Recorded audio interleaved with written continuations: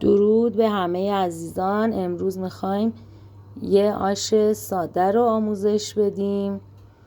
این آش رو با سبزی آش یا اسفناج یا خرفه میتونیم توش استفاده کنیم، رشته و یه مقداری ماست.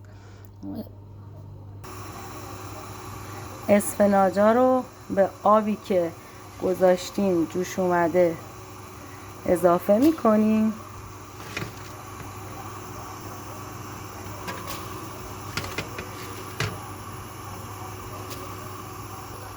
مدت پخت این آش خیلی کوتاهه، ظرف 10 تا 15 دقیقه آماده میشه.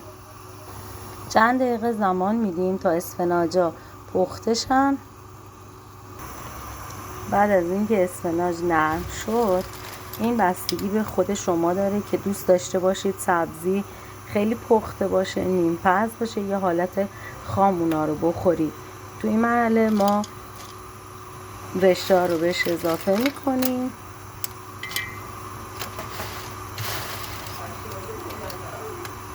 من این آش رو توی یکی از روستاهای ملایر یاد گرفتم. سمت جنوب رشته رو بیشتر به حالت اینکه وا رفته باشه و خیلی پخته شده باشه میپسندن، ولی من توی سمت شمال کشور یا همین حالا ملایر دیدم که رشته رو به حالت نیم پز دوست دارن، خیلی مغزش پخته نشده باشه.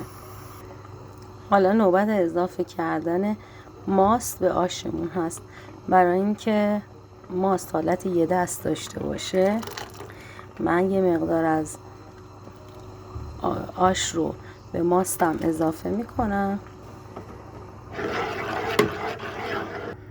ماست رو به آشمون اضافه میکنیم. شعله رو باید خاموش کنید. آش ما آماده شد به همین سرعت. اگه رشته ها مزه نمک میدن، نیاز نیست که نمک اضافه کنید. اینم از آش ما.